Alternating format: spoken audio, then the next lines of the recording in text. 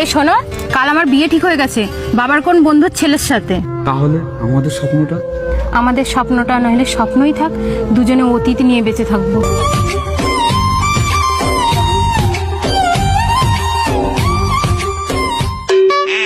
মিতা, মিতা, জানো মিতা, আমি চাকরিটা পেয়ে গেছি। তুমি সত্যি বলছো? হ্যাঁ গো। তাহলে তোমার জন্য একটা সুখবর আছে।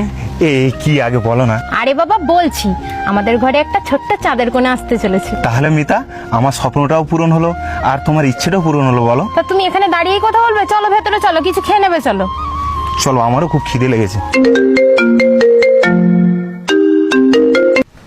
হ্যালো, কে বলছো? মিতা, আমি জয় বলছি। জয়? হ্যাঁ মিতা, আমাকে ফোন করেছো কেন? আসলে তোমার সাথে একটু কথা বলার খুব ইচ্ছে ছিল তো, তাই। তুমি জানো না আমি এখন অন্য কারোর, আর কোনোদিনও এই ফোনে ফোন করবে না। ফোনটা রাখো। বিদেশ থেকে ফিরলে দেশে কার না ভালো লাগে। সুজয়দা একটু শোনো। হ্যাঁ, কি হয়েছে বলো। আরে সুজয়দা, একটা কথা বলবো ভাবছিলাম। হ্যাঁ বলো, কি বলবে। সুজয়দা, তুমি তো বাইরে থাকো, তোমার বউ এদিকে দিন রাত লোকের সাথে ফোনে কথা বলে। কি?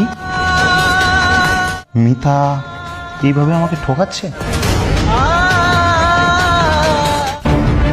মিতা, এই মিতা, কি গো, তুমি কখন আসলে? সত্যি করে বলো তো, তুমি ফোনে কার সাথে কথা বলো? কেন, কি হয়েছে? আমি তো শুধু তোমার সাথেই কথা বলি। কই তোমার ফোনটা দেখি। এই নাও। এটা কার নাম্বার? বলো আগে, এটা কার নাম্বার? আসলে জয় আমাকে একদিন ফোন করেছিল। বাহ বাহ বাহ, আমি বাইরে থাকি আর তুমি সেই সুযোগটাকে ব্যবহার করছো। দেখো সুজয়, ওটা আমার অতীত ছিল, আর এখন বর্তমান ঘিরে শুধুই তুমি। ছি, তুমি এত চরিত্রহীন। আগে জানলে আমি তোমাকে বিয়েই করতাম না। দেখো, যে অতীত আমি মুছে ফেলেছি সেটা যদি তুমি বর্তমানে নিয়ে আসতে চাও, তাহলে কিন্তু এই সংসার আর হবে না। দেখো মিতা, তোমার সঙ্গে একসাথে থাকা আমার পক্ষে আর সম্ভব নয়। মানুষের অতীত মুছে ফেলা যায় না, কিন্তু নতুন বিশ্বাস দিয়ে ভবিষ্যৎ গড়া যায়।